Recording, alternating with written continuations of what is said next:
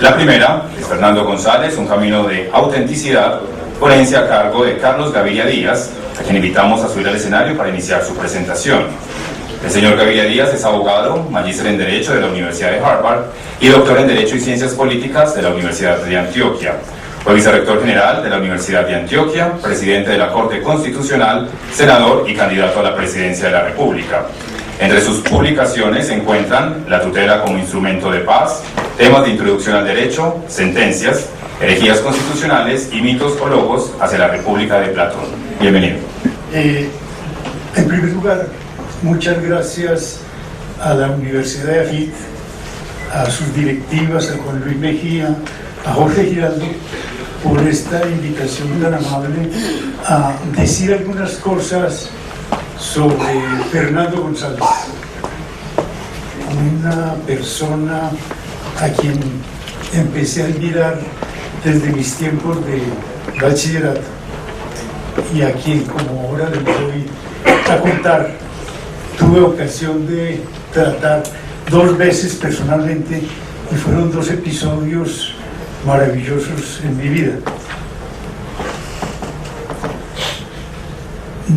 Conocí a Fernando González, lo visité en otra parte, antes de que se pusiera de moda la peregrinación a otra parte. Pusieron de moda los nadaístas y después todas las señoras o señores que escribían un cuento, una novela, iban donde Fernando a que les diera la bendición.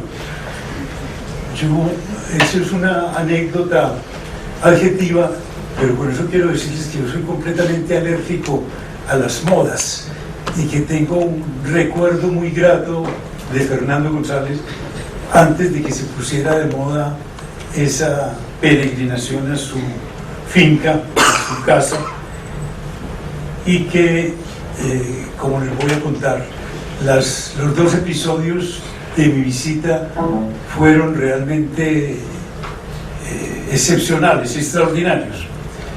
Lo primero que uno puede preguntarse es esto: ¿quién era Fernando González? Lo primero que voy a decirles es esto: creo que este homenaje molestaría sobremanera a Fernando González, pero les voy a decir finalmente por qué no lo molestaría. Lo molestaría porque nadie tan antiacadémico como Fernando González. La academia es rígida, la academia es un tanto adocenada. Fernando González era la espontaneidad, la informalidad en pasta, y por tanto esos actos académicos a él no solo no lo conmovían, sino que lo molestaban. Pero como este es un acto irreverente con respecto a Fernando González, la reverencia consistiría en seguir su estilo de vida, no contradecirlo, y esto contradice el modo de ser de Fernando González y su concepción de la vida. Entonces, en la medida en que es un acto irreverente, a él le hubiera gustado, porque Fernando González era sobre todo eso, una persona irreverente. Pero mucha gente se queda con las originalidades de Fernando González, con sus apuntes, con sus pensamientos tan brillantes y sus expresiones demoledoras sobre el medio, todo a contramano del medio, a contramano del establecimiento, etc. Pero resulta que Fernando González era un pensador hondo. Yo no creo que a él le hubiera gustado siquiera que le dijeran filósofo. Él mismo lo dice en Viaje a Pie, ¿no? Los filósofos, eso tiene una connotación demasiado comprometedora, y qué pocos son los que merecen ese rubro de filósofo. Pero era un pensador extraordinario, original como el que más. Comentaba yo ahora con Juan Luis y con Jorge un ensayo de Carlos Jiménez Gómez que se llama Fernando González, un camino hacia nosotros mismos, y escuché de labios del maestro Fernando González esto: eso es lo mejor que se ha escrito sobre mí. Y porque allí lo que se hace es tratar de conjeturar qué era lo que Fernando González se proponía. Lo que Fernando González se proponía era conocer la humanidad, pero conocer la humanidad a través de un viaje interior, a través del conocimiento del mismo. Heráclito el Oscuro, el filósofo griego del siglo VI o VII antes de Cristo, tiene uno de sus apotegmas maravillosos: me he investigado a mí mismo. Eso era lo que le importaba a Heráclito, investigarse él mismo. Pero investigarse él mismo porque a través de la investigación a él mismo descubría la naturaleza del mundo, que era el mundo. Y el otro apotegma, que es de el oráculo de Delfos, que se pone permanentemente en boca de Sócrates, es: conócete a ti mismo. Conocerse a sí mismo es conocer las limitaciones que se tienen y cómo a partir de las limitaciones que uno tiene puede conocer a los demás. Recuerdo, por ejemplo, que Hobbes en el Leviatán, cuando hace esa propuesta tan pesimista acerca de la naturaleza humana, una naturaleza perversa, una naturaleza egoísta, mala, le preguntan: ¿y usted cómo lo sabe? Y entonces Hobbes dice: para llegar a esa conclusión utilicé un método, la introspección. O sea, me conozco muy bien a mí mismo. Y si yo soy egoísta y yo soy perverso, no tengo entonces ninguna razón para pensar que los otros son mejores que yo. Es decir, todo esto simplemente para mirar cómo la introspección, el conocimiento de uno mismo, es una fuente maravillosa para conocer algo que está por fuera de uno mismo, la humanidad, y no solo la humanidad, sino el mundo. Y les voy a contar ahora, dentro de esos 2 episodios que les he mencionado, de mi entrevista o de mi visita a Fernando González, las cosas tan bellas que me dijo y una que me marcó justamente sobre la vanidad.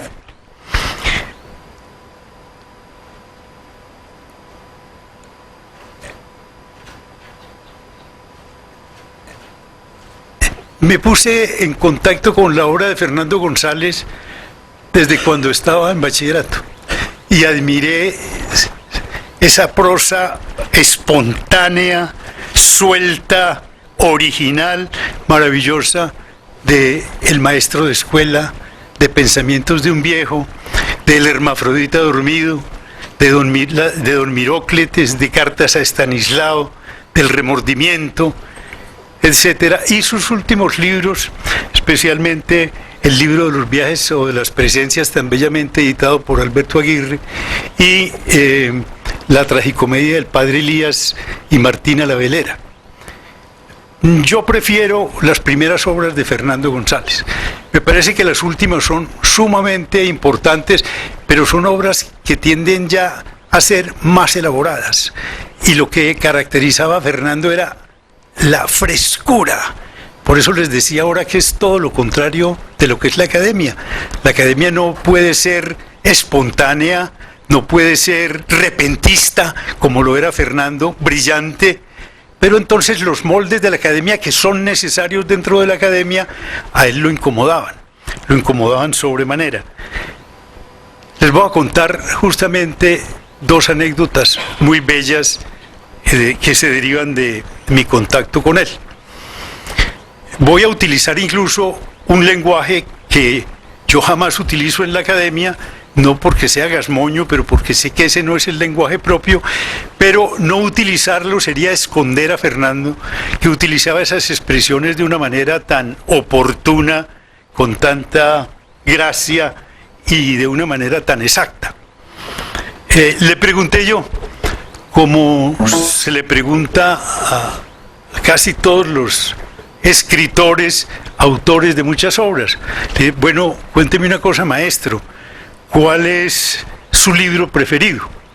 Y me dijo lo siguiente: mire, yo siempre respondo de una manera diferente a esa pregunta que me hacen permanentemente, y la respondo de acuerdo con el temperamento que prevalezca en mí ese día.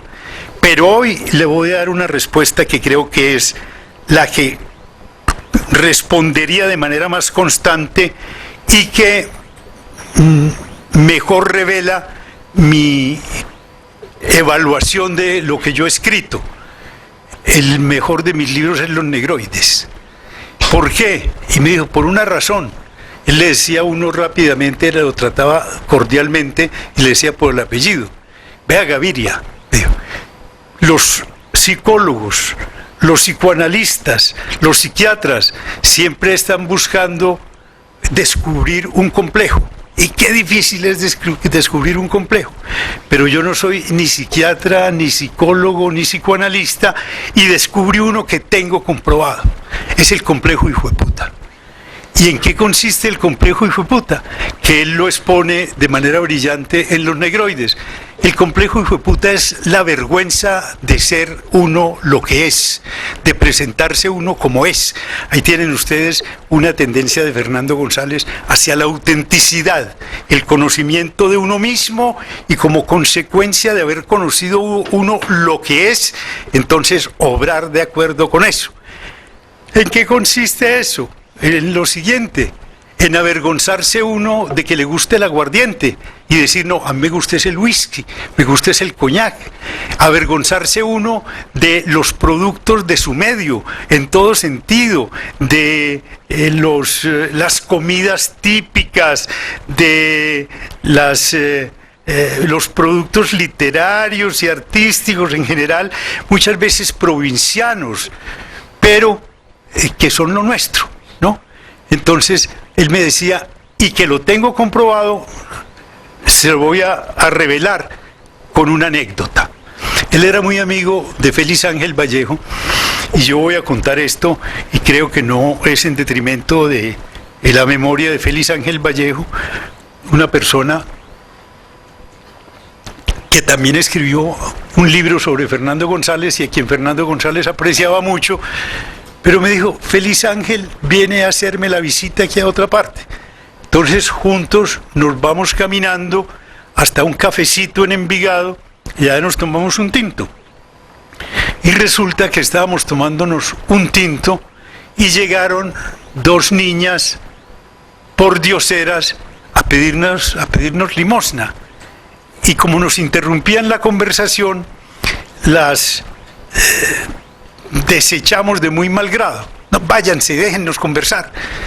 Pero la mayorcita, decía él, que tenía unos ojos grandes y apartados y tenía una fisonomía, un rostro de persona inteligente, dijo en un tono suficientemente alto como para que oyera Félix Ángel, dijo, Félix Ángel era blanco y ojiazul, dijo, lo señaló y dijo, este señor parece alemán. Y Félix Ángel, que la había desechado de tan mal grado, ahí sí sacó una moneda de 50 y se la dio. Es decir, que esa era una manera de él verificar empíricamente la existencia de ese complejo. Cómo se ponía de alegre, de contento a alguien que le decía que parecía un alemán. Y la otra anécdota que me pareció muy hermosa fue esta. Me dijo esto, vea Gaviria, uno tiene un enemigo adentro permanente y es el gran enemigo contra el que hay que luchar día y noche. Y ese enemigo justamente es la vanidad. Ahora me refería a la vanidad y cómo dentro de ese propósito suyo de conocerse él mismo interiormente, y como decía Sócrates, entonces de reconocer sus límites. Cuando uno conoce sus límites no puede ser vanidoso. Sabe que hay tantas cosas que no están al alcance de uno, tantas cosas que uno no puede hacer y que no puede entonces fingir que las hace. Y entonces me dijo lo siguiente, ese es el peor enemigo, pero qué difícil es ganarle la pelea. Le voy a contar esto. Y me contó lo siguiente. Aquí vino Luis López de Mesa y me invitó a que dictara una conferencia en el Museo de Antropología de la Universidad de Antioquia. Y el primer impulso mío fue rechazarlo. No, Luis, yo no dicto conferencias. Yo hablo, a mí me gusta pensar en público, y como mi pensamiento es incoherente, incluso decir incoherencias, y eso no es lo que se acostumbra en las universidades, de manera que a mí no me gusta dictar conferencias, pero cedí y fui a dictar la conferencia. Y Luis me presentó de esta manera. Recuerden que estamos hablando de la vanidad, de la lucha de Fernando González contra la vanidad. Dice, Luis López de Mesa me presentó de esta manera. Dijo, mucha atención a lo que diga Fernando, porque aquí no lo conocemos, y lo cita la Academia Sueca. Y yo me alegré, hijo de puta que es uno. Como la vanidad en ese momento le había ganado la partida. Poco vanidoso, pero que el otro lo elogiara, y lo elogiara de esa manera, le gustaba, ¿no? Yo he dicho esto. Todo lo que yo pueda decir ahora sobre Fernando sería cosas que él rechazaría. Pero de todas maneras, estamos metidos en esta empresa de recordarlo, y eso es muy oportuno, y es plausible que AFIT haya tomado esa iniciativa. ¿Qué era para mí Fernando González? Como les digo, todo lo que yo digo de él, si le hubiera sido dado escucharme, me lo hubiera reprochado tremendamente. Era un moralista. Y Fernando González un moralista. ¿Por qué?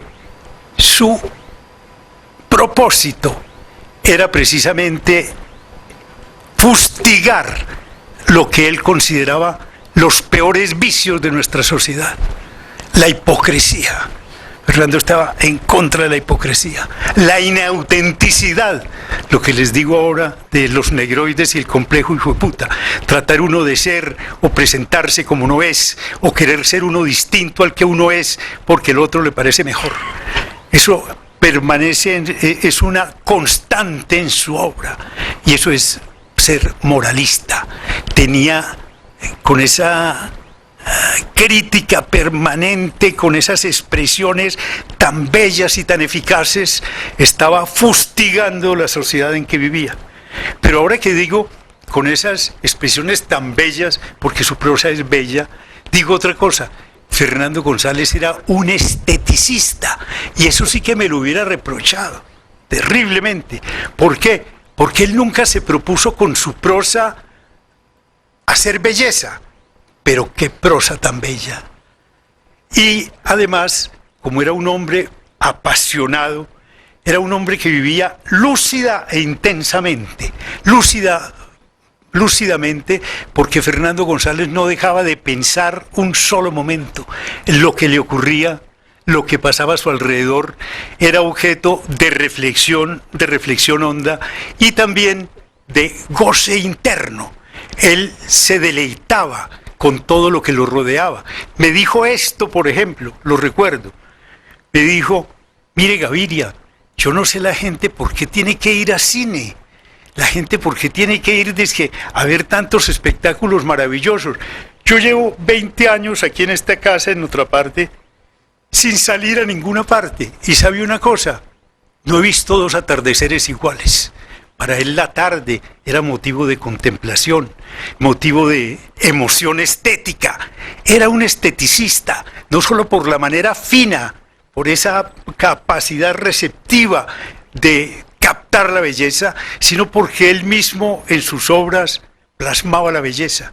La prosa de Fernando González es una prosa memorable, una prosa hermosa, y una prosa que lograba ese propósito sin que ese propósito existiera. Uno lee a Fernando, qué prosa tan bella, y sería que él se proponía que esa prosa fuera muy bella. No, es fresca, espontánea, todo parece escrito de una sola vez.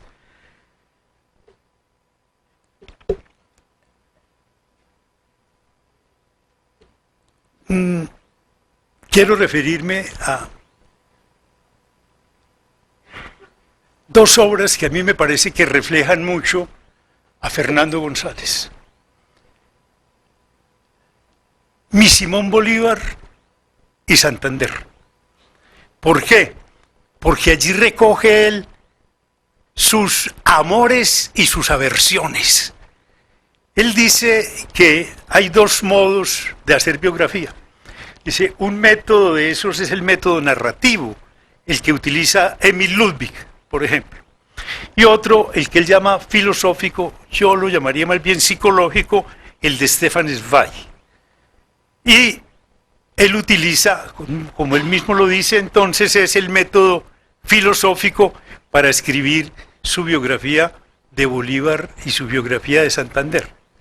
Yo creo esto, me atrevo a decirlo. Si ustedes leen la biografía de Bolívar por Fernando González, en ese libro tan bello que se llama Mi Simón Bolívar, o la de Santander en el libro que lleva ese nombre, Santander, yo no creo que Bolívar hubiera sido eso y que Santander hubiera sido eso, sino que Fernando, a partir de sus amores y de sus admiraciones y de su adhesión a Bolívar, construye un hermoso personaje, que desde luego en algo tenía que coincidir con el Bolívar de carne y hueso. Y con todo lo que él odia y detesta, entonces construye a Santander, que no era un personaje de su devoción.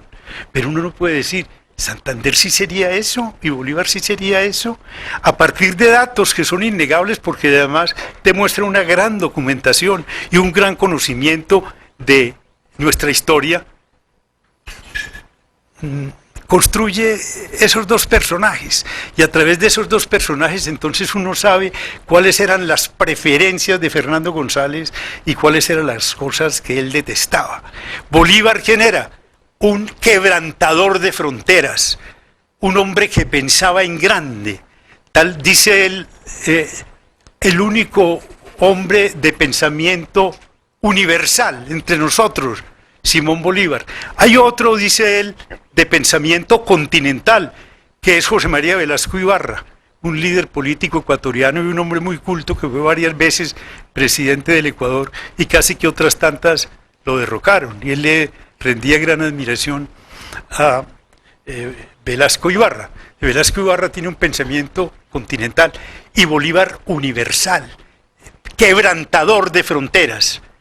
En cambio, Santander era hacedor de fronteras, embelesado en hacer naciones, lo mismo que Páez en distinguir a Venezuela de Colombia cuando somos una misma cosa, etcétera. Bolívar, un hombre generoso, abierto, extrovertido, y Santander, un hombre introvertido, hipócrita, suspicaz, etcétera. Y dice en su lenguaje, desde pequeño se veía lo que iba a ser, porque Fernando González sostiene que Bolívar atentó muchas veces, Santander atentó muchas veces contra la vida de Bolívar, pero era como era un excelente jurista, un excelente abogado, se cuidaba mucho de dejar pruebas.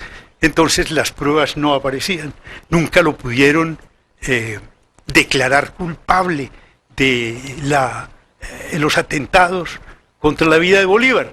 Entonces decía, sus parientes veían eso desde chiquito, decían, qué muchacho tan especial, caga pero se come la mierda. Sí, que así era la manera de actuar de Santander. Yo creo que nuestro gran escritor, premio Nobel, García Márquez, en el general en su laberinto, es deudor de Fernando González. Yo he señalado en el general en su laberinto muchas frases que son tomadas casi textualmente, no tanto de Bolívar como de Santander, porque García Márquez también sigue esa línea de exaltar a Bolívar en desmedro de Santander, ¿no? Y estoy seguro que un escritor tan responsable como García Márquez, que leyó todo lo que era pertinente para su libro, leyó a Fernando González. No lo cita en ninguna parte, pero especialmente la caracterización que hace de Santander es una caracterización que está ya prefigurada en el Santander de Fernando González. Pero, cuando les digo esto, fíjense, esto que parece un tanto difícil de explicar o paradójico, que él en los negroides fustiga lo que él llama el complejo hijueputa, eso de no querer uno reconocerse como es y de avergonzarse del medio en que nació o de las costumbres del medio en que nació. Entonces podría uno pensar que Fernando era un hombre muy provinciano y muy local. No, eso es lo más bello. Fernando González tenía una mente universal, pero justamente su mensaje es este, que a partir, como decía Tolstoy, en la aldea está el mundo. Cuando uno conoce bien el medio en el que vive, entonces a partir de ese punto de referencia inmediato, allí encuentra uno el universo. Ahí está todo el universo. Por eso admiraba tanto a Tomás Carrasquilla. No es muy conocido, pero yo creo que ya se ha publicado varias veces un ensayo de Fernando González sobre Tomás Carrasquilla que yo considero memorable. Hermoso el ensayo de Fernando sobre Tomás Carrasquilla. Yo lo leí en un folletico que se publicó adjunto a las obras completas de Tomás Carrasquilla cuando las publicó Bedú. Un folleto donde escriben sobre Tomás Carrasquilla muchos críticos, tanto nacionales como extranjeros. Pero el de Fernando es memorable. Ahí está él pintado en su totalidad. Dice, por ejemplo, esto: las obras de Tomás Carrasquilla fue lo único que yo encontré para enviarle a Monsieur Breal cuando me vine de Francia.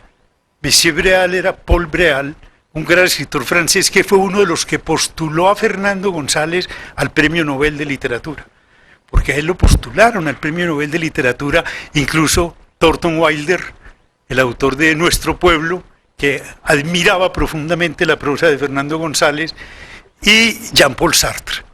O sea que en realidad las dimensiones de Fernando eran dimensiones grandes. Pero les digo esto, fíjense como la especie de contradicción. Una persona que rescata la autenticidad a partir del medio en que se nace y que ese medio sea pobre y sea limitado, pero que uno no puede avergonzarse del medio en que nació, porque entonces lo lleva a esa falsificación de que yo quiero no ser antioqueño sino alemán. Entonces Fernando González rescataba eso, pero no porque él tuviera la mentalidad aldeana de llegar a comprometerse entonces con el antioqueñismo, la antioqueñidad. No, era un hombre universal.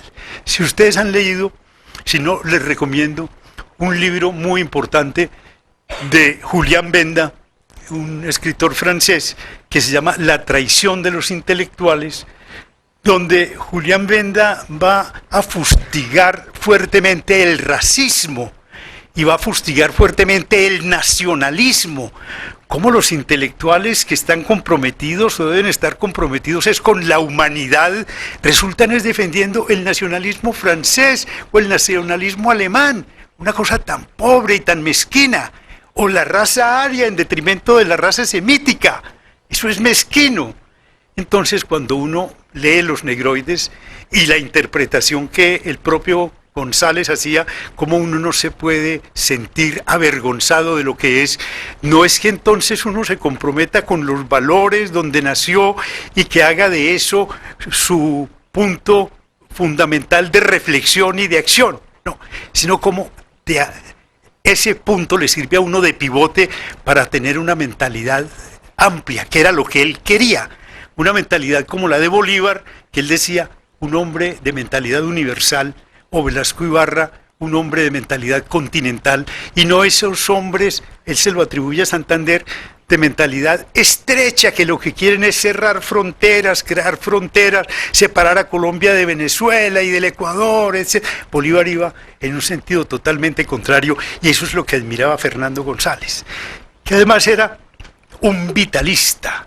En Fernando González se encuentra uno la exposición del pensamiento vitalista, quizá mejor que en alguien que pertenezca a esa vertiente del pensamiento que es el vitalismo de Dilda y, por ejemplo, un poco de Ortega y Gasset, en fin. En Fernando el vitalismo se advierte de qué manera. Era una persona que admiraba profundamente la energía, la vitalidad, y por eso uno se puede sorprender de que admirara a personajes nefastos como Juan Vicente Gómez. tiene una biografía de él, o un libro dedicado a él que se llama Mi compadre. Juan Vicente Gómez era un tirano ordinario, un tirano. Pero Fernando González dice, no, pero es que en él lo que admiro es esa vitalidad. ¡Qué vitalidad rebosante la de mi compadre! O sea que uno tiene que afinar la sindéresis para separar en Fernando González lo que él elogia y por qué lo elogia. Elogiaba entonces a mi compadre porque le gustaba que fuera un tirano de Venezuela. No, por su vitalidad. Entonces, es una lección muy bella también, porque uno no puede ver el mundo en blanco y negro, ¿cierto? Si ve el mundo en blanco y negro, entonces, ante un tirano como Juan Vicente Gómez, uno no puede más que odiarlo, que declararle su aversión. Pero Fernando es capaz de decir, pero qué vitalidad, y cómo no va a ser maravillosa la vitalidad. Por eso era, además, un gran admirador de Nietzsche. Él era sumamente, se deleitaba hablando de Nietzsche. Entonces, lo que yo quería era, por una parte, mostrarles de una manera asistemática, tal vez eso le hubiera gustado a él, así como a manera de pinceladas, no presentarles a Fernando González reducido a un sistema que él lo hubiera reprochado profundamente. Sin embargo, he cometido faltas que él me reprocharía. Por ejemplo, lo he encasillado. He dicho que Fernando González era un moralista y a él no le gustaba que lo encasillaran en ninguna parte. Moralista, ¿y por qué moralista, Gaviria? Dígame. Por la razón que les he explicado. O les digo que era un esteticista, era una persona que se deleitaba en la belleza y que plasmaba la belleza en su prosa, digamos, muy a pesar de lo que él tuviera en mente. La prosa le fluía y el resultado era siempre bello. Les recomiendo nuevamente la lectura de ese ensayo sobre Tomás Carrasquilla, que es bello. Les hago algunos apuntes sobre ese ensayo sobre Tomás Carrasquilla. Dice, por ejemplo, esto: los hombres grandes son de los pueblos, no de las ciudades. Y entiendo por pueblo Envigado, Santo Domingo o la Atenas de Sócrates. Ese era un pueblo. Y por ciudad, la Bogotá de los congresos y de las burocracias. Y entonces decía, mientras el muchacho de Bogotá a los 7 años ya sabe decir árbol en 4 o 5 idiomas, el muchacho criollo, el muchacho de Envigado, ¿cierto? Únicamente para él árbol no es como se dice en francés, como se dice en inglés, como se dice en alemán, sino árbol es el algarrobo de Mamerto. Y entonces eso que sea el algarrobo de Mamerto opera un efecto maravilloso, porque tiene en la mente un patrón para juzgar árboles. Él decía, el muchacho de pueblo tiene en la mente los patrones más notorios, que son las torres de la iglesia de pueblo, la puta del pueblo, el bobo, y con esos patrones él va distinguiendo, va juzgando el resto de la humanidad. Dice, por ejemplo, cuando yo fui a Roma y conocí al Papa, me pareció más Papa el Padre Mejía. Ahí tiene el muchacho de pueblo. Y la Venus de Cirene eran las piernas de María Josefa, que yo tanto tiempo deseé hasta que por fin pude gozarlas. Entonces, las piernas de la Venus de Cirene eran las piernas de María Josefa. Como esa belleza que se repite en él, de que en la aldea está el mundo. Y como el muchacho que tiene apenas unos cuantos patrones en la mente está mejor preparado para evaluar, para juzgar, para comparar, que el muchacho que desde chiquito habla varios idiomas o tiene acceso a tantas cosas diferentes.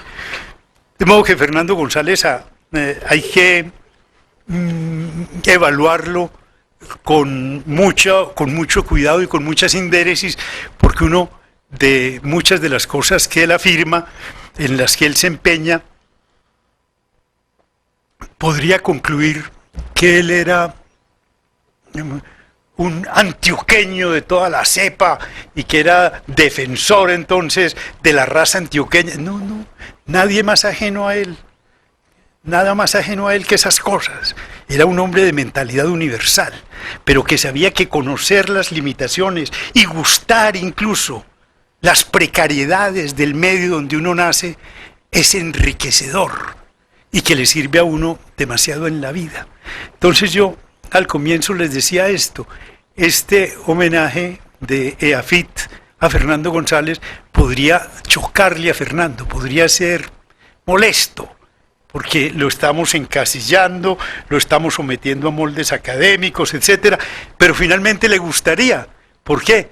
Porque recuerden que decía que a pesar de su lucha contra la vanidad, se había puesto muy contento cuando Luis López de Mesa le había afirmado que a él lo citaba la Academia Sueca. Muchas gracias.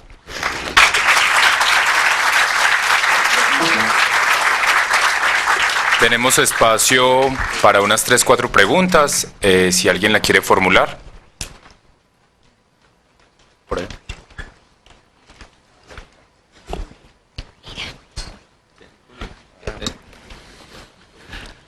Buenos días, profesor. ¿Quién pregunta? Yo soy Julio Calle de Ituango, Antioquia. Modelo 56. Catecismo del Padre Astete, vecino de su tierra. Sería que Tomás Carrasquilla, que siempre le llevaba muchos años a Fernando González, tuvo alguna marcada influencia en su juventud con sus producciones literarias. Pues yo no lo sé, y yo no creo que ese dato sea muy importante, porque a Fernando no le interesaba tanto la vida de Tomás Carrasquilla como las obras de Carrasquilla. Entonces él decía, las obras de Tomás Carrasquilla fue lo único que tuve para enviarle a Monsieur Breal cuando me vine de Francia, porque Monsieur Breal me dijo, cuando llegue a su tierra, envíeme algún regalo de allá que me indique cómo son en la tierra de Messier González. Dice, y lo único que encontré que le podía dar cuenta de cómo éramos aquí fue un carriel antioqueño y las obras de Tomás Carrasquilla. Como quien dice, para que viera cómo somos nosotros. Ahí están las obras de Tomás Carrasquilla, que no estamos hablando de Carrasquilla aquí en este momento, pero podemos decir, son un ejemplo de esto de que a través de el medio inmediato donde uno vive, a través de la aldea se conoce el mundo. Eso era lo que Fernando admiraba en Tomás Carrasquilla. Los personajes de Tomás Carrasquilla son personajes universales, así no hubieran salido de la plaza de Santo Domingo. Sobre todo los de la Marquesa de Yolombó, que invitamos a revisar. O sea, si alguien quiere conocer la historia de Antioquia, debe leer La Marquesa de Yolombó. Es el único libro que referencia la verdadera historia. Muy bien, muchas gracias. Por aquí.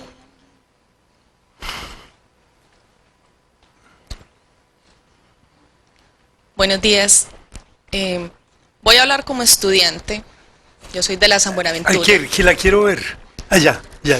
Soy de la San Buenaventura y estoy estudiando psicología, 7º semestre. Yo me siento muy frustrada porque me siento como en esa parte de Fernando cuando habla de que la academia nos encasilla y nos restringe. Yo creo que todos somos 99% emocionales y la academia nos restringe a ser muy racionales. Entonces yo me pregunto y le pregunto, ¿hay alguna esperanza de que la academia en algún momento se replantee eso y nos pueda dejar ser y no nos encasille en esas reglas y en esas normas? Qué bonita pregunta.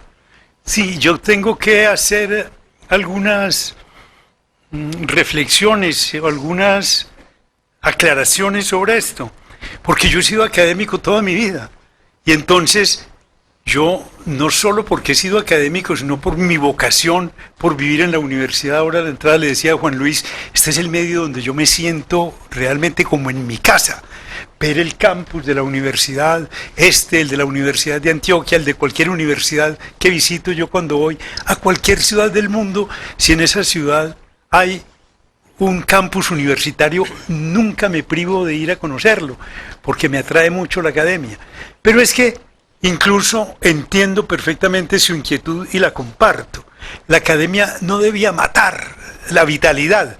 Pero cuando yo digo que la academia es rigurosa, yo diría, tiene que ser lo demás. El pensamiento académico tiene que ser riguroso, tiene que ser coherente. A Fernando no le importaba la coherencia, a pesar de que yo he hecho el ejercicio. A ver, Fernando decía, no, yo me estoy contradiciendo permanentemente. Hoy digo una cosa y mañana otra. Si uno lee sus obras con cuidado, las puede someter al test de la coherencia y ve cómo era de coherente Fernando.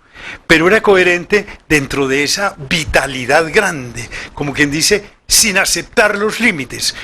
Pero quiero decir, pues, en beneficio de la academia, en beneficio de la universidad, que ese rigor de que yo hablo es necesario en la academia, pero que ese rigor no tiene por qué llegar a matar la pasión, la vocación, la emoción de la gente, sino que debe apuntar más bien hacia estimularla, hacia cultivarla, porque si uno quiere ser una persona a plenitud, la razón no puede matar a la emoción.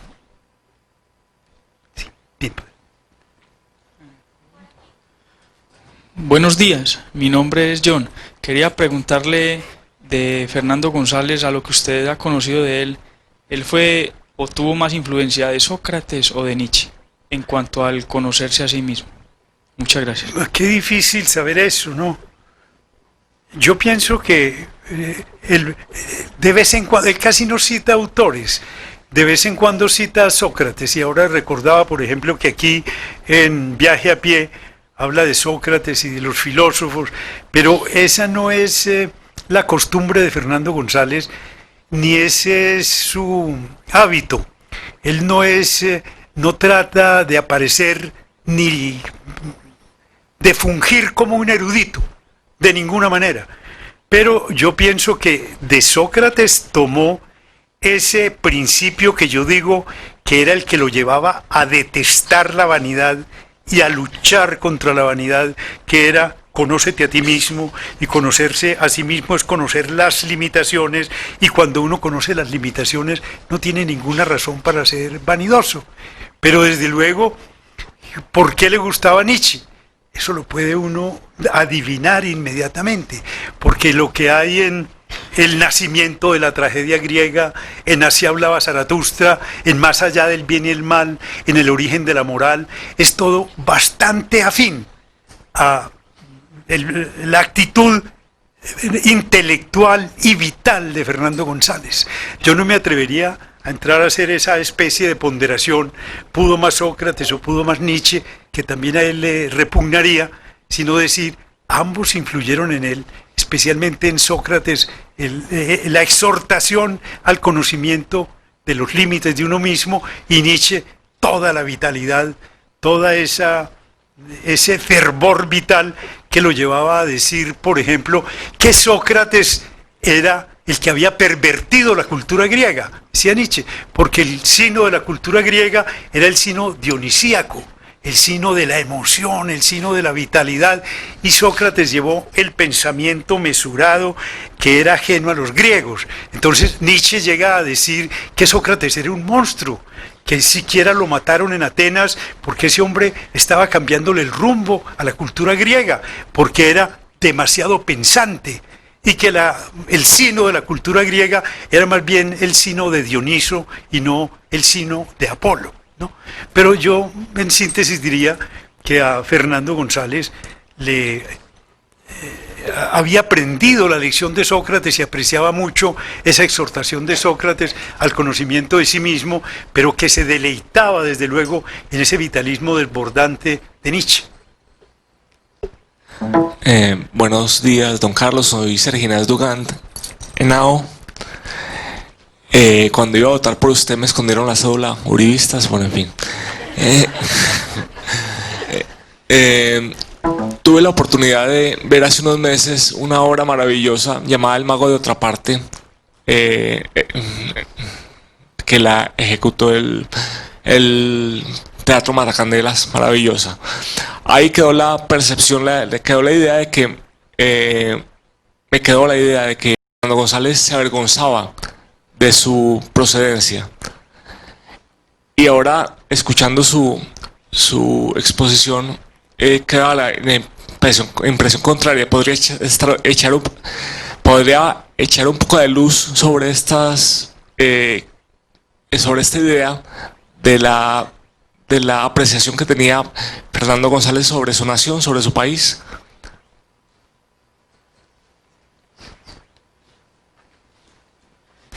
Mire, yo cada vez que hablo y lo digo, era un esteticista, digo, uy, ¿cómo se enojaría Fernando González si oyera eso? O digo, era un moralista, ¿sí? O lo comparo con alguien. Fernando González, sin ser un periodista, ese no era su oficio, aun cuando la revista Antioquia fue una cosa maravillosa, los números de la revista Antioquia hay verdaderas joyas de Fernando González, pero cumplió en nuestro medio una función muy similar a la que cumplió en Austria, en Viena, en la Viena de comienzos del siglo XX y de entreguerras, un gran periodista que era Karl Kraus, que utilizaba su prosa era para fustigar, para poner en evidencia las lacras de una sociedad hipócrita. Es exactamente lo que hace Fernando González. Él consideraba que la Colombia es la Colombia clerical, habla de la Colombia clerical, Antioquia más clerical todavía, etcétera. Entonces, como a él lo incomodaba Antioquia, lo incomodaba Colombia, pero no se avergonzaba de ser colombiano ni de ser antioqueño. Eso me parece a mí sumamente importante. Yo creo que un gran discípulo de Fernando González, no de los que se proclaman expresamente, yo soy discípulo de Fernando González, los nadaístas, etcétera, sino que estaba en la línea de Fernando, aun cuando lo conoció, lo trató y publicó sus últimas obras, el libro de los viajes o de las presencias, por ejemplo, fue Alberto Aguirre. Y Alberto Aguirre, a mi juicio, cumplía aquí esa función maravillosa que yo llamo terapéutica, de estar siempre pensando en contravía de la opinión prevaleciente. Nosotros somos, digamos, un pueblo muy dado al unanimismo. Nos da temor a parecer heterodoxos, a parecer críticos, a parecer en contravía de lo que la gente en su mayoría quiere y siente. Fernando González casi que programáticamente se proponía lo contrario, como Karl Kraus, que eso hacía. Por eso él, siendo periodista, no se llamaba periodista, no, yo soy antiperiodista. Y en las páginas de Alberto Aguirre hay mucho de Kraus. Y Alberto, lo sé, era un gran admirador de Fernando González y me parece que en eso fue incluso un extraordinario discípulo de Fernando González. Muchas gracias. Continuamos ahora con Decidirse y Arrepentirse, Fernando González y un posible diálogo con las ciencias de la conciencia, a cargo de Carlos Andrés Salazar Martínez. El señor Salazar Martínez es ingeniero de control de la Universidad Nacional de Colombia y magíster en hermenéutica literaria de la Universidad de AFIT, institución en la que se desempeña como profesor de cátedra y como integrante del grupo de investigación en matemática aplicada. Bienvenido.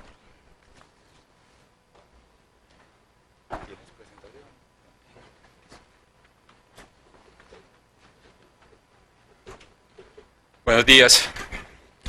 En primer lugar, agradecerle al profesor Efraín Giraldo y a la Escuela de Ciencias y Humanidades por la invitación y agradecerle la presencia. Mi charla, pues ya, como lo dijo el anfitrión, Decidirse y Arrepentirse, Fernando González y un posible diálogo con las ciencias de la conciencia. A esta charla le tengo un epígrafe, precisamente de Fernando González: el remordimiento es el dolor de los instintos. Hay una aseveración sin la cual esta charla carecería de sentido. Este acerto ha soportado el paso de los años y las lecturas de los seguidores más perspicaces de Fernando González. Es solo una de las incontables, impetuosas y subversivas ideas que constituyen la obra del dueño de otra parte, y que señala un rumbo a seguir si procuramos hacerlo con cuidado. La afirmación hace parte de los negroides y busca llamar la atención sobre el hecho de que, y cito textualmente, los psicofisiologistas dicen que no ríe el hombre porque esté alegre, sino que lo está porque ríe.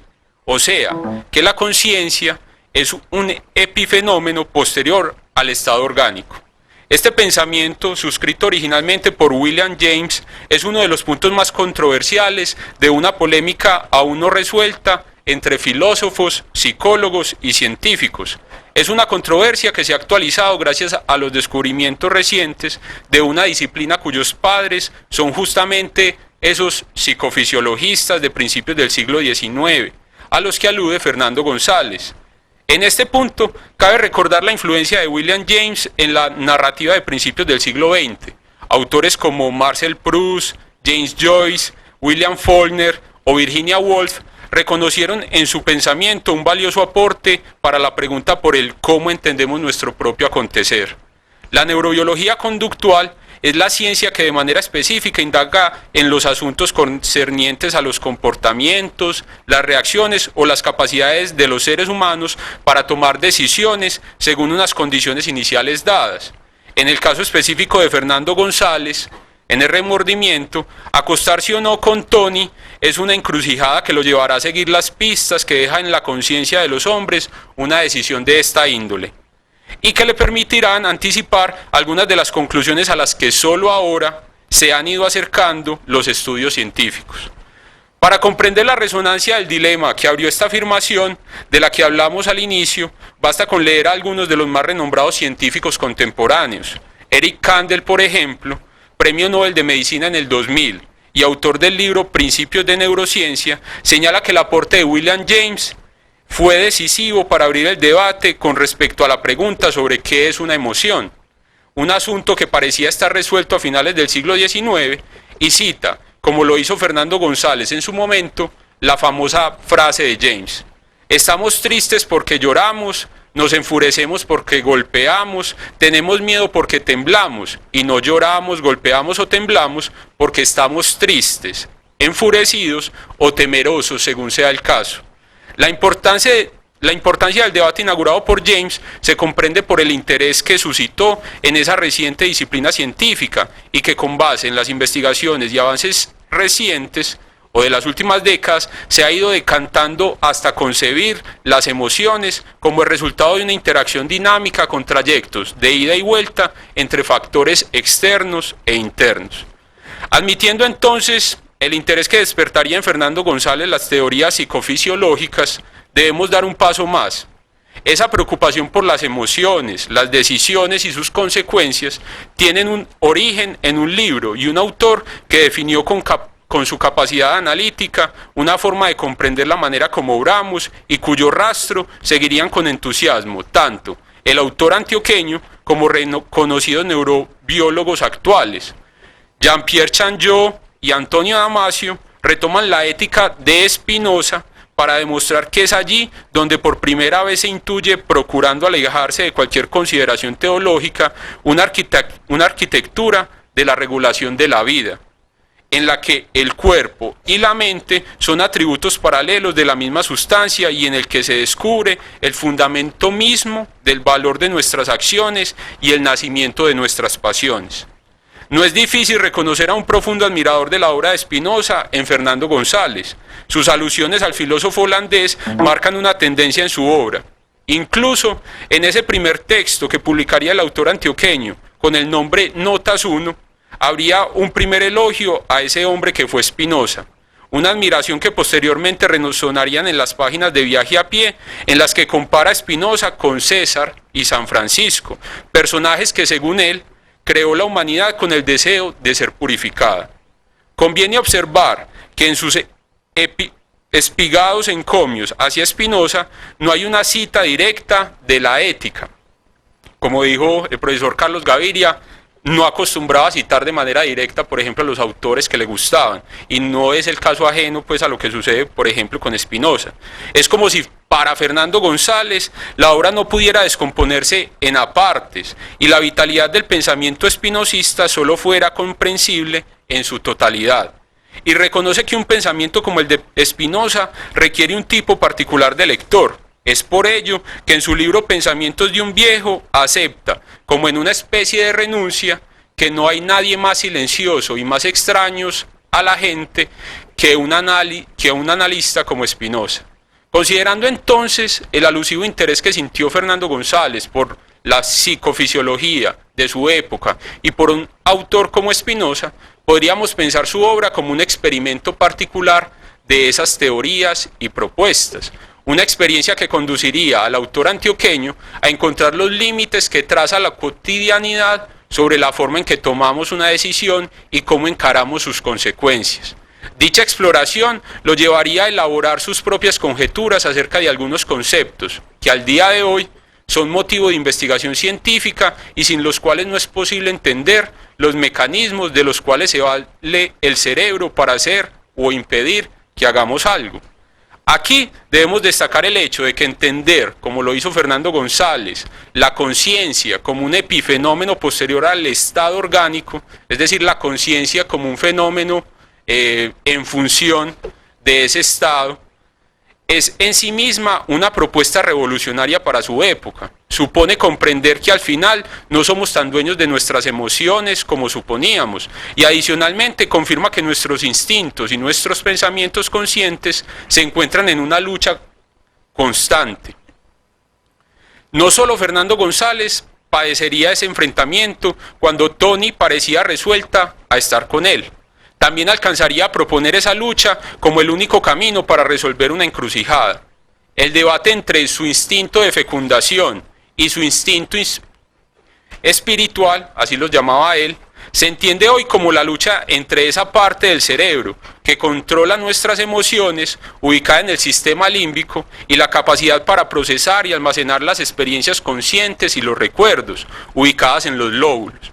El autor antioqueño no solo se conformaría con dejar sentada noticia de ese debate, sino que comprendería cómo son esas luchas que nos definen. A todo acto, dice Fernando González, nos incitan motivos varios y muchos otros nos retraen de él. El acto es resultante de fuerzas en guerra, en contradicción, y el panorama interno de un alma es creado por esas batallas. Luego, incluso, definiría necesariamente el yo como el resultado de esas fuerzas que se ayudan y se combaten. En su artículo a propósito de la procrastinación, James Surowiecki recuerda que pensadores como Schelling han sostenido que la persona que hace planes y la persona que fracasa al llevarlos a cabo realmente no son el mismo individuo, son diferentes piezas de un mismo mecanismo y los llama el sí mismo dividido. Schelling propone que la mayoría de las veces no pensamos en nosotros como una unidad, sino como seres diferentes, a empellones, discutiendo y en una continua negociación de poder. En la actualidad, precisamente la neurobiología se ha zambullido en nuestro cerebro para desentrañar los misterios que rigen no solo la forma como tomamos decisiones, sino también otra cantidad de asuntos que van desde la emoción hasta los comportamientos sociales, y con ellos la sorprendente y rápida evolución alcanzada en tan solo 6 millones de años por el órgano que corona nuestra espina dorsal. De no ser por la cultura, el desarrollo de un sistema simbólico y la exigencia que supone la construcción de los vínculos sociales, como intenta demostrar Roger Bartra en su libro La antropología del cerebro, no sería posible comprender los vertiginosos cambios que dieron como resultado nuestro cerebro actual. Un cerebro en el que cada una de las nuevas secciones fue integrada a las antiguas y entre las cuales se tendieron redes neuronales que obran como campos de batalla donde se lucha por consolidar un destino, como precisamente lo presuponía Fernando González y Schelling.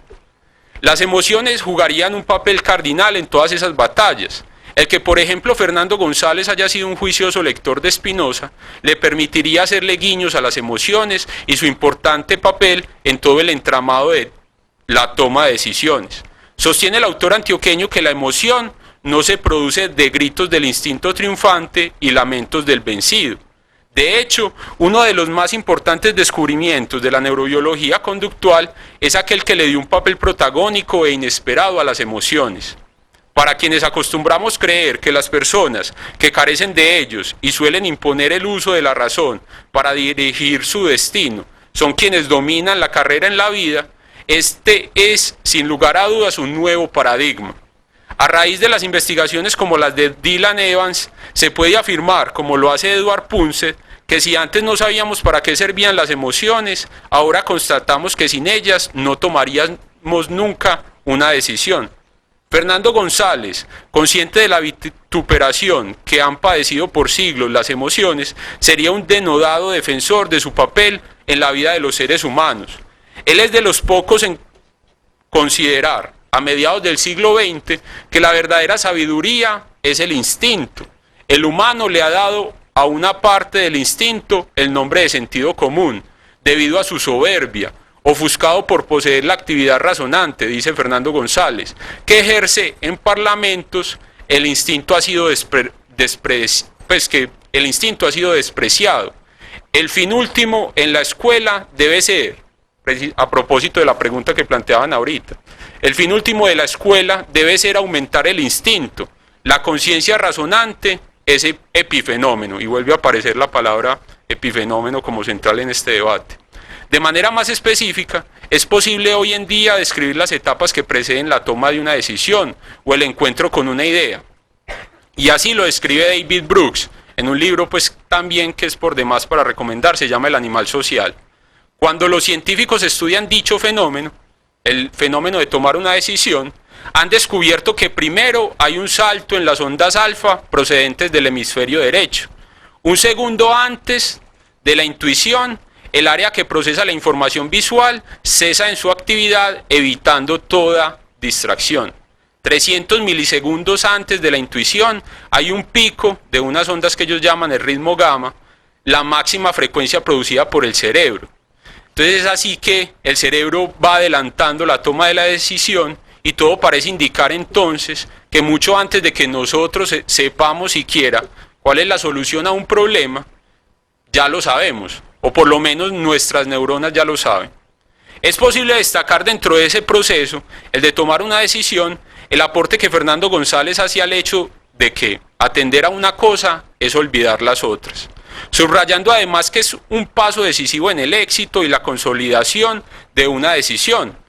Además de coincidir con Spinoza en que es en la atención voluntaria donde puede encontrarse un grano de libertad, tomar una decisión, elegir a una persona en un momento dado, escoger un camino antes de una bifurcación, pedir una nueva carta en una partida de póker, todo esto exige prestar atención. Elegir es olvidar las opciones que precedieron la determinación. No debemos perder de vista que la mayoría de las crisis en las grandes obras literarias se producen en esencia porque se ha tomado una decisión, porque no se produjo a tiempo la resolución o simplemente porque se dejó de hacer lo necesario. Podría decirse incluso que sobre esta última se asienta la tragedia de ese héroe literario al que conocemos como Fernando González. Parece todo resumirse pues a ese asunto de poder tomar una decisión, quien sostiene que definitivamente tenemos el derecho de cumplir los instintos para llegar a odiarnos en virtud de remordimiento y llegar a ser otros en virtud del arrepentimiento. Es justo el resultado de esa determinación en su conciencia a la que sabría sacarle provecho el autor antioqueño, presagiando que todos los lectores nos embelezaríamos con la posibilidad de tocar, oler y sentir en un rincón de nuestra imaginación los calzoncitos y la carne de Tony. Así construye una obra en la que tienen cabida elementos esenciales para entender cómo actuamos. El remordimiento y el arrepentimiento son conceptos que juegan con la filosofía espinosista del lado de la conciencia. Spinoza definió como conatus aquel ímpetu de los seres vivos para la autopreservación frente al peligro y las oportunidades, buscando tanto el bienestar físico como la supervivencia. Es decir, los postulados de la ética espinosista, que consideran el mecanismo por medio del cual los seres vivos buscan preservarse sin conocimiento consciente, por medio consciente del empeño que ponen en dicha acción, se complementan con aquellos que los seres humanos integramos a la máquina cerebral a través de la evolución y la construcción de sistemas simbólicos. Y así lo resume Antonio Damasio. La evolución parece haber ensamblado la maquinaria central de la emoción y el sentimiento en entregas parciales. Primero fue la máquina para producir reacciones ante un objeto o acontecimiento dirigidas al objeto o las circunstancias, la maquinaria de la emoción. En segundo lugar vino la maquinaria para producir un mapa cerebral y después una imagen mental, una idea, para las reacciones y para el estado resultante del organismo, la maquinaria del sentimiento. Sin esa maquinaria del sentimiento no existiría ni el remordimiento ni el arrepentimiento. Es esta última fase de la evolución neuronal la que asienta las facultades intelectuales que nos hacen percibir al ser humano ideal, y el papel biológico de remordimiento es hacernos llegar a él para emprender una y otra vez una nueva jornada. Es el mecanismo del progreso moral del que habla Fernando González y que ha impuesto retos específicos a la neurobiología conductual. Descubrir por qué los seres humanos hemos acordado que ciertas emociones, ciertos comportamientos son buenos o malos, es llevar al límite las capacidades de las ciencias del cerebro.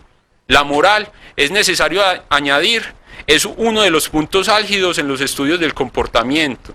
Fue la búsqueda de Spinoza, es el desafío de la neurobiología conductual y es uno de los conceptos con respecto a los cuales Fernando González hace constante alusión en un intento por definirlo, explicarlo y entenderlo. De forma directa, Fernando González se pregunta, ¿por qué el hombre es moral sujeto a remordimiento? Los constituyentes psíquicos, se responde a sí mismo Fernando González, están en perpetuo equilibrio inestable. La resultante a la que llamamos yo cambia cada instante, con las mutaciones fisiológicas y del ambiente. De ahí resultan las tentaciones, el pecado, los remordimientos. Mientras más complejo el individuo, mayor delicadeza, mayor sensibilidad y más tormentos. En este plano, ya para terminar, sería un descuido dejar pasar el hecho de que Fernando González relacione las mutaciones fisiológicas y del ambiente con la moral. Ese fue uno de los puntos sobre los cuales haría mayor hincapié Spinoza en su ética. Considerar la crítica del filósofo holandés a René Descartes por insinuar que la causa de la unión entre el alma y el cuerpo es Dios, por no haber puesto su glándula pineal en el centro del cerebro y por haber evitado prolongar todos los nervios hasta las cavidades, permitiría determinar hasta qué punto Fernando González fue consciente de la importancia del cuerpo y sus capacidades para permitirnos determinar lo bueno y lo malo, y que por lo demás es la inteligencia, la razón, el alma, el entendimiento, lo que nos brinda la potestad para dejarnos dominar fácilmente por las malas emociones. La inteligencia hace libre al hombre, sostiene el autor antioqueño.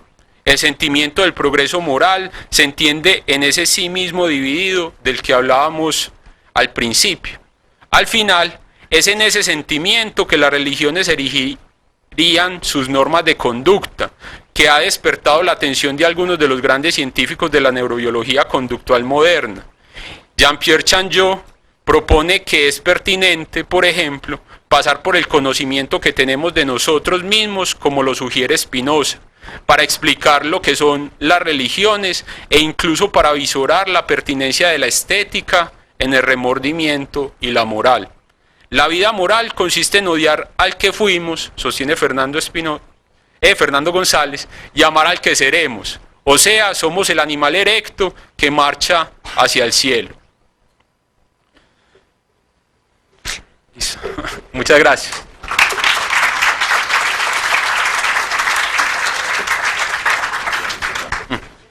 Si alguien tiene alguna pregunta, tenemos espacio para 2 o 3 en este momento.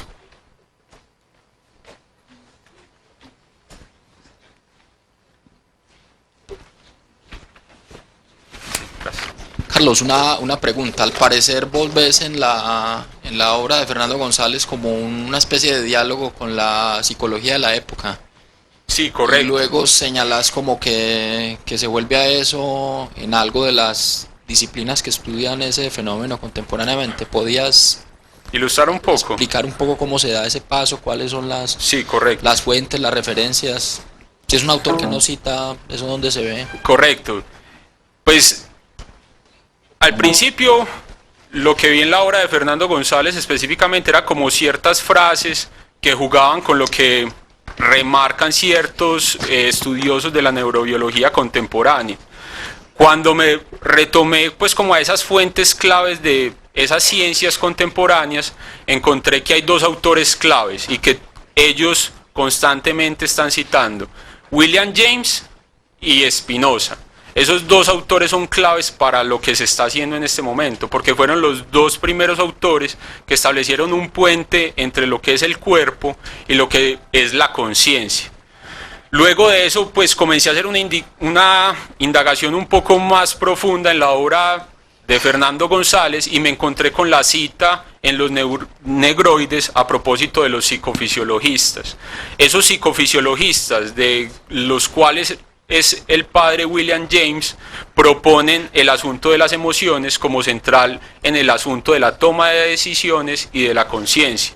De allí para acá quedó fácil hacer el rastreo de esas frases que definieron lo que se conoce como la neurobiología conductual actual y pues alguna parte de las pistas que están en la obra de Fernando González, y yo creo que se puede hacer el paralelo. De todas maneras establezco que es un posible diálogo porque sí falta hacer pues como una investigación un poco más profunda respecto a cuáles eran sus lecturas ocasionales, pero cita psicofisiologistas, cita a William James y cita a Baruch Spinoza, a quien leyó con mucho cuidado.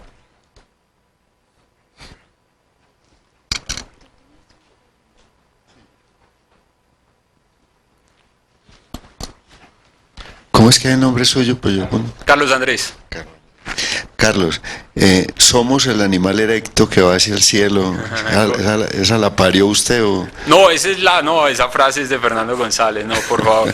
Yo quería terminar con esa. Somos el animal erecto que marcha hacia el cielo. Muy buena. Porque es de alguna manera la reivindicación de esa y el epígrafe, que es el asunto de que remordimiento es el dolor de los instintos. Entonces él siempre está jugando con algo que él llama el instinto intelectual y el instinto espiritual, y es como precisamente esa división que se plantea también desde la neurobiología entre el asunto de la toma de decisiones de manera instintiva y el asunto de la toma de decisiones atenidas a la razón, a los recuerdos y a las experiencias previas. Entonces también hay como una marcada tendencia por allí con este tipo de frases que son subversivas y que representan pues la obra de Fernando. Bueno, buenos días. Jesús Camacho, yo soy antropólogo. Usted está hablando de Madame Tommy, pero la otra chica, Julia. Por supuesto. Con Julia la cosa es diferente. A Tommy la lleva a un hotel en una ciudad europea.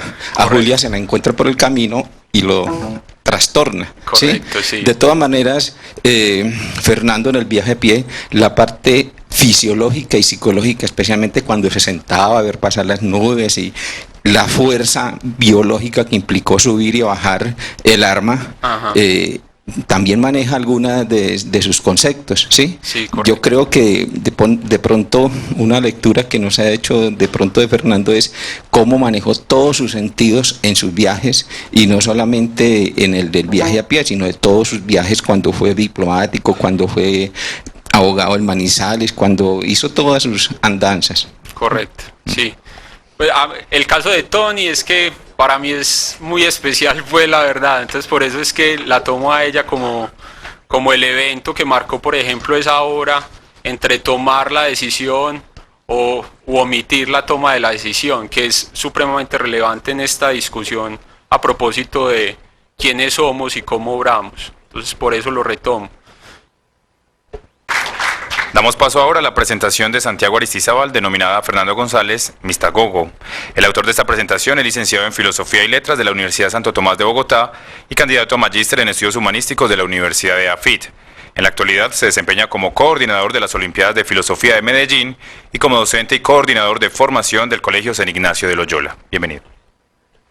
Muchas gracias al doctor Efrén Giraldo, al doctor Giraldo por haber hecho posible este encuentro de estudiosos, admiradores, amigos de Fernando González. Temo con esta ponencia que algún filósofo riguroso que haya en este auditorio quiera sacarme a patadas. Espero pues que se controlen, que las neuronas pues logren sujetarlos ahí. Bien. Fernando González Mistagogo. Comenzando apenas sus estudios de filosofía, y no bien cimentados aún sus principios religiosos, ha leído con verdadera pasión obras de Voltaire Víctor Hugo, Kant y sobre todo Nietzsche, las cuales han apagado en su entendimiento la luz de la fe y han secado en su corazón todo temor saludable. Es un extracto de la carta que le mandó el rector del Colegio San Ignacio al padre de Fernando González en 1911 cuando fue expulsado. Cito ahora un fragmento de Los Negroides. Negué el principio filosófico y el padre me dijo: niegue a Dios, pero el primer principio tiene que aceptarlo o lo echamos del colegio. Y negué a Dios y el primer principio. Y desde ese día siento a Dios y me estoy librando de lo que han vivido los hombres. En los antiguos cultos grecorromanos se denominaba mustagogos al sacerdote encargado de iniciar a los neófitos en los ritos y misterios de la religión. En el cristianismo el término pasó a referirse al catequista que introducía a los recién bautizados en la comprensión de los sacramentos, es decir, en la intimidad del misterio sagrado. Cuando en el título de esta ponencia me atrevo a darle a Fernando González el epíteto de mistagogo, de pedagogo del misterio, aventuro la hipótesis de que la obra de Fernando González puede comprenderse, al menos en parte, como un camino espiritual que el autor recorre a través de la reflexión sobre sus vivencias, y que busca convertirse en ejemplo para que el lector encuentre y transite el suyo propio, es decir, su obra es método para el progreso en el espíritu. El camino espiritual que describen los personajes de sus obras filosófico-literarias, y él mismo en sus cartas y libretas, indica una búsqueda de unión con la intimidad en el seno mismo de la vida cotidiana, de tal suerte que las vivencias narradas y reflexionadas, materia de su escritura, pretenden ser provocaciones didácticas para que el lector emprenda su solitario viaje de progreso espiritual. Explorar la obra de González, como la de un peculiar maestro místico, puede revelar una profundidad pocas veces estudiada en este autor, que bajo una mirada estrictamente filosófica no sería más que un escolástico aficionado, y juzgado como literato, tal vez no pasaría de ser un humorista satírico. El pensamiento espiritual de Fernando González se encuentra plasmado con mayor profusión en sus últimas obras, escritas al regreso de su segunda temporada en Europa. El libro de los viajes o de las presencias, la tragicomedia del padre Elías y Martina la Velera y las cartas de Ripoll. Sin embargo, la veta mística del pensamiento gonzaliano no es un devaneo senil, sino una línea de indagación que aparece ya en Pensamientos de un viejo y continúa a lo largo de toda su obra publicada y de sus libretas. A este respecto cabe citar la respuesta que dio González cuando en 1963 unos jóvenes de Ibagué lo entrevistaron para una publicación universitaria y le preguntaron si en los últimos años había dado un viraje a su pensamiento, migrando del humanismo a la mística. Cito: no he cambiado de objetivo. Desde niño u óvulo atisbo la juventud eterna y la busco y rebusco en caños, albañales, cuevas, muchachas y viejos. Desde niño me definí o conocí como el que atisba a Dios desde su letrina. Por eso, para cumplir la misión, nací en mí, una letrina, y nací en Colombia, otra letrina. Yo no soy converso, me repugnan los convertidos. ¿Para dónde se convierte uno? Uno, un hombre, es cagajón que flota en el océano de la vida. Por eso dijo Pablo, patrono de los viajeros, en la vida somos, nos movemos y vivimos. Ahora bien, hasta ahí la cita. Ahora bien, es preciso aclarar que lo que aquí llamo mística pocas veces aparece bajo ese rótulo en la obra de González. Con más frecuencia el autor se refiere a ese ámbito sapiencial con el título de metafísica, y en sus últimos años lo denomina el entendiendo y la amencia, términos que integran un complejo campo semántico, unas veces como sinónimos, otras como etapas graduales, al lado de conceptos como inteligencia, presencia, viaje espiritual, ojo simple o beatitud. Quienes hayan leído, sobre todo, el libro de los viajes y de las presencias y la tragicomedia del padre Elías y Martina la Velera, tendrán familiaridad con estos términos que son bastante esotéricos. Digo que la filosofía de Fernando González es metafísica en el sentido de que recupera la pregunta por el ser, el neón, la unitotalidad o Dios, términos que también introduce en sus obras. Heidegger decía que la historia de la filosofía era la historia del olvido del ser. Pues bien, González, apoyado en su formación escolástica, con la vieja metafísica de materia prima y forma sustancial, e impulsado por su apego a lo vivencial y su anhelo de verdad, se da a la tarea de buscar el ser en los fenómenos vitales. Emprende una búsqueda existencialista, en sentido lato, antes de los existencialismos. En ella influye determinadamente su formación jesuítica, ahondando por el deseo de tener una experiencia auténtica de Dios, e identificó desde muy temprano a Dios con el ser. Por eso, el límite entre lo que Fernando González llama metafísica y lo que entiende por teología o por mística es muy tenue y llega a borrarse completamente hacia el final de su vida, o de su obra. Es significativo a este respecto que en el libro de los viajes o de las presencias afirme que el culmen de la reflexión, el viaje espiritual, es el viaje espiritual, que es un éxtasis y coloquio encendido con la intimidad presentida, expresión que recuerda otras de los místicos de Santa Teresa o de San Juan de la Cruz, por ejemplo.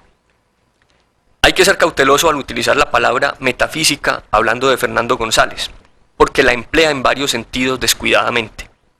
En un esfuerzo de síntesis, recojo sus múltiples significados en 3 líneas semánticas.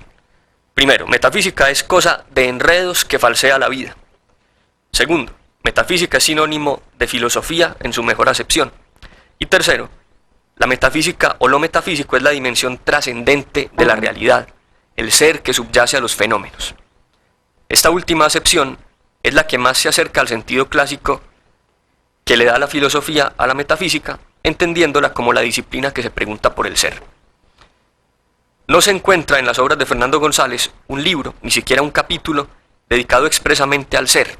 Sin embargo, su actividad filosófica, en conjunto, tiene una finalidad metafísica, que a su modo de ver hace parte de la naturaleza del filósofo. Cito: entiendo por filósofo, escribe en el prólogo de un libro de filosofía, esto está en las cartas de Stanislao, entiendo por filósofo el que se rebuja en las cosas de la vida, las revuelve, parece que vaya a tumbar el edificio del universo, y luego se para al pie de los árboles o en los rincones de la casa, como a escuchar, bregando por encontrar una sinergia entre él, el universo mundo, y lo desconocido que está por detrás o por dentro. Sus preguntas sobre los temas más diversos suelen llevarlo a descubrir que todo ente acusa un fundamento de la existencia que no existe, sino que es. Todo acontecimiento señala un término del devenir y todo deseo humano señala, en último, la tendencia a una perfección absoluta. Esto no lo ve González como una simple consecuencia racional, sino que lo siente como una urgencia existencial. Alberto Restrepo, uno de los más acuciosos investigadores de Fernando González, señala el problema del límite como fundamental en la filosofía gonzaliana. Se refiere a la angustia de estar condenado a ser siempre de un solo modo, a ser siempre el mismo Fernando González, a escoger siempre una y solo una de las posibilidades de la vida y a estar sujeto al término implacable de la muerte. Cito: considera la infinitud de vidas posibles y luego considera que tú no podrás ser sino de un solo modo, que no podrás ser sino una de esas vidas y caminar por uno del infinito número de senderos que existen. Oh anhelo mío, el límite me entristece. Eso es de Pensamientos de un viejo. Es este terror de desaparecer definitivamente en la muerte lo que incita a filosofar, a buscar algo en lo que pueda sostenerse tan efímera existencia. La reflexión filosófica le permite captar el ser, Dios o neón o intimidad, por 4 caminos. El primer camino es el de los fenómenos o apariencias. En ellos se intuye a Dios porque traen sus huellas. Por eso le es posible amar las cosas a causa de la divinidad. Hay una referencia continua de los seres al ser. Esto atañe a las cosas que buscamos poseer porque nos ofrecen un amago de la perfección anhelada. La belleza no es otra cosa que el deseo de poseer que nos producen ciertos objetos al ponérsenos delante. Cuanto más deseemos hacerlos nuestros, tanto más bellos los juzgaremos. Nos parece que esos objetos bellos tienen algo que necesitamos, que buscamos desde que nacimos. Por este camino no puede conocerse cómo es el ser, ni siquiera demostrar que haya algo que trascienda las cosas, pero se experimenta la necesidad de que exista. Si deseamos, razona Fernando González, es porque algo nos falta. Luego, no somos perfectos, pero anhelamos serlo. Y pues tenemos la idea de perfección, es necesario que la perfección sea. El segundo camino parte del estudio de los acontecimientos, en tanto que en ellos se descubre la lógica que preside al devenir, esa expresión de González. Y en esta medida se descubre la voluntad que gobierna la historia manifestándose en ella. Las cosas son lo que deben ser y serán lo que deben ser. Toda la vida futura está en potencia en la vida actual. Y la vida actual y la futura son determinadas por la vida pasada. Y todo ello es Dios. Es una cita de Pensamientos de un viejo. Desde sus escritos de juventud, Fernando González reconocía la presencia de una sustancia que da entidad a los fenómenos, pero no hallaba argumentos para creer en un sentido del mundo ni en la finalidad de la historia. La desarrollará progresivamente. Primero, entre Viaje a pie y Los Negroides, verá la historia como el proceso de manifestación, evolución, del hombre en el escenario del mundo. Luego, en Santander, sugerirá que los hombres cumplen ciegamente una voluntad suprema implícita en la historia. Y finalmente, en el libro de los viajes o de las presencias, retomará la idea de que el mundo y la historia marchan hacia un destino inalcanzable, que es Dios, pero cada hombre lo hace a su tiempo y por su propio camino. Desde esta visión, lo que importa comprender es la vida individual y la muerte se convierte en el paso de la existencia fenoménica al ser. El tercer camino es el de la introspección del yo. El alma hace parte del ser y por ende conocerla, concienciarse, es unirse al ser. Este camino hesita entre la filosofía y la mística, pero ello no inquieta a González, que opta por postular la suprarracionalidad de la metafísica, aseverando que la captación del ser escapa de los conceptos, sin que por eso deje de ser real. Es lo que Fernando González recoge en el concepto de amencia, la superación de la mente. Finalmente, el cuarto camino es el análisis de las vivencias. Fernando González solo lo postula explícitamente en su penúltima obra, el libro de los viajes o de las presencias, pero lo aplicó y perfeccionó durante toda su vida. Consiste en comprender y expresar las vivencias desnudándose, es decir, confesando lo vivido sin ocultarlo con nada, ni siquiera con el lenguaje anodino que solemos usar. Para eso es necesario someter a análisis lo que se vivió pasionalmente, vivencia. Puesto que lo vivido fue captado en palabras y proposiciones, se debe descomponer el lenguaje hasta quedarse con el sentimiento originario. Cito: todos vosotros estáis llenos de prejuicios heredados o impuestos. Estos prejuicios son términos, proposiciones y juicios hechos, vividos antaño con un sentido, pero legados y tenidos como ídolos, cascarones o formas vacías. Con esto cubrid vuestras vivencias y os tapáis, y así vivís inútilmente, morís como nacéis. Lo primero es descomponer en sentimientos y emociones las proposiciones, juicios y términos con que engañosamente tapamos lo vivo en nosotros, Dios en nosotros. La idea que sostiene este modo de conocer es que el ser es la vida en sí, esto es, que solo en la vivencia plenamente concienciada podemos tener experiencia del ser. Por eso es imprescindible que se acoja la vivencia como propia y sin mentir. Una vez confesada una vivencia con honradez absoluta, se presiente la intimidad, Dios en nosotros, y brota un nuevo amor, irresistible y en aumento a la intimidad entrevista, y que tiene fuerza creadora infinita. Se hace evidente, después de esta reconstrucción de la función metafísica, que la filosofía de González deviene en una experiencia de Dios que va más allá de la razón, pero es impulsada por esta. Esta vinculación con lo divino no se presenta como una traición a la razón ni a la filosofía, sino como su plenificación. No hay solución de continuidad entre lo que Fernando González llama o entiende como filosofía y lo que ve como mística o metafísica en ese sentido en que lo he presentado. Muestra el largo e intenso periplo que debió seguir Fernando González desde su negación de Dios en la juventud, de la imagen que se le imponía en la educación de un Dios desarticulado de la vida, hasta la experiencia de convivir con Él en los acontecimientos, de ser fenómeno de la divinidad y de estar atraído hacia la comunión con ella.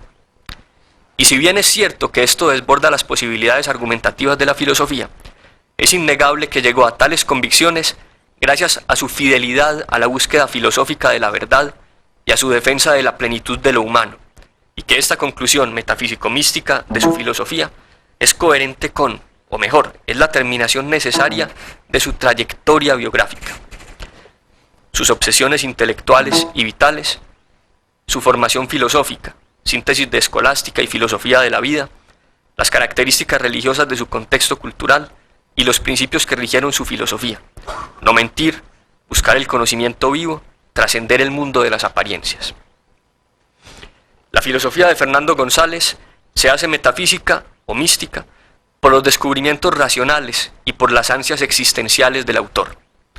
Esto tal vez le resta rigor, pero afirma su coherencia interna como filosofía útil en su calidad de medio para alcanzar la vida filosófica o beatitud. Así se percibe además la radical unidad de tres ejes fundamentales en el pensamiento gonzaliano: la hermenéutica, la metafísica o mística y la ética. La función hermenéutica de la filosofía desemboca en el conocimiento y la experiencia metafísicos, que a su vez implican determinaciones prácticas, una manera ética de vivir. El fin no es hacer filosofía, sino vivir filosóficamente, vivir en la verdad. Esta triple función de la filosofía, que se evidencia en el pensamiento de González, denota una relación especial del filósofo con su quehacer y de éste con la vida. De un lado, no se filosofa para conocer algo nuevo, como si se tratara de recolectar erudición, sino para responder a tres necesidades existenciales: conducir la propia vida rectamente, o lo que es lo mismo, hacia la felicidad; comprenderse y dar un sentido a los fenómenos aparentemente dispersos que componen la vida; y encontrar un fundamento perenne de la existencia, que no se mude con la contingencia de los sucesos. Esas tres inquietudes, profunda y largamente sentidas por González, corresponden a sendas funciones de su filosofía: el quehacer ético, el hermenéutico y el metafísico.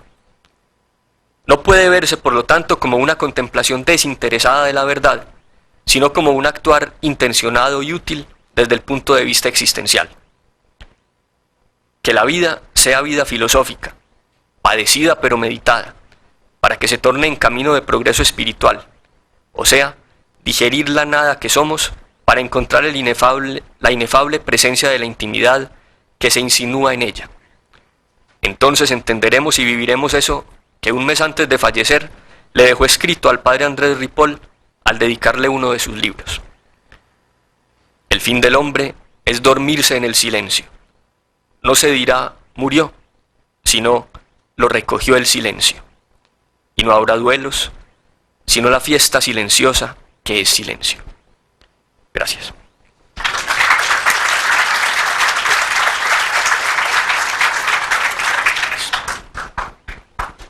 Tenemos espacio para unas preguntas.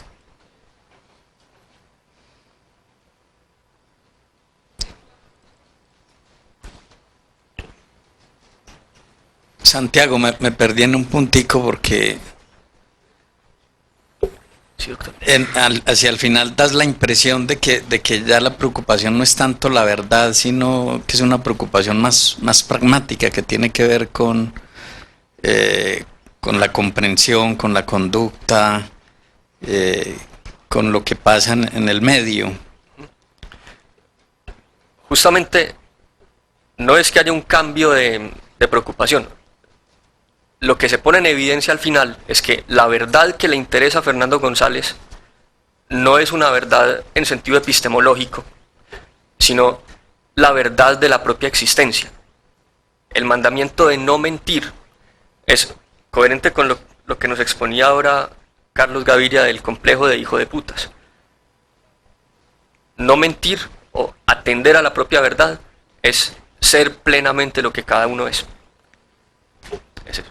Y ese ser lo que cada uno es entrar en conexión con la intimidad que vive en cada uno.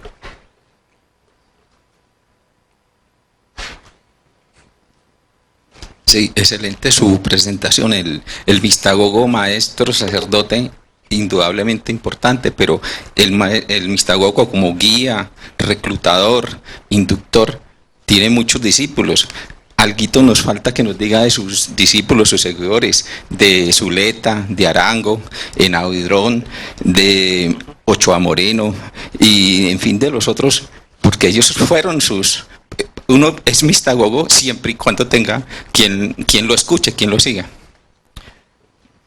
Bien, ahí hay que hacer una salvedad. El mismo Fernando González decía que no podía entenderse como un maestro que generara escuela, o que la escuela de los gonzalianos. Él decía, yo no creo discípulos, creo solitarios. En esa medida, si entendemos que el pensamiento de González no es un conjunto de doctrinas a las que uno se apegue y que siga, sino un ejemplo de una manera de reflexionar sobre la vida, o sea, un método. En ese sentido sí podemos decir que hay discípulos de ese método, o hombres que han sido fruto de ese método. Y bien, hay pues los nadaístas que florecieron a la sombra de Fernando González, sin que fueran gonzalianos y sin que Fernando González comulgara con muchas de sus ideas o de su forma de proceder. Aguirre, usted citaba a Zuleta, pues, que fue también casi que ahijado de Fernando González, o apadrinado por Fernando González. Pero lo interesante, pues, a la hora de pensar en los discípulos es cómo esa actitud de mirar las vivencias desnudándose nos puede llevar a cualquiera de nosotros a vivir eso que vivió Fernando González. Creo que solo en ese sentido podemos hablar de discípulos. No sé.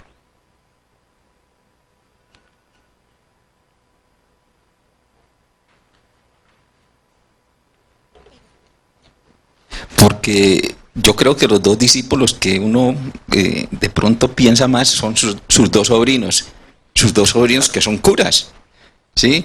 Y las cartas, Alberto y el otro, son realmente los que, digamos, aclaran que en un comienzo lo presentaban a Fernando como ateo, incrédulo, y sus sobrinos son sus mejores discípulos en el sentido en que muestran San Fernando González. De todas maneras sí tiene una escuela, sí cumple ese otro papel de maestro, sacerdote, en que enseña su doctrina. Bueno, también podríamos verlo, o sea, hay quienes hemos contribuido a explayar o a explicar su pensamiento sin que necesariamente nos convirtamos en gonzalianos, como de escuela, pues, gonzaliana. Pero no sé, aquí está, por ejemplo, Ernesto Ochoa,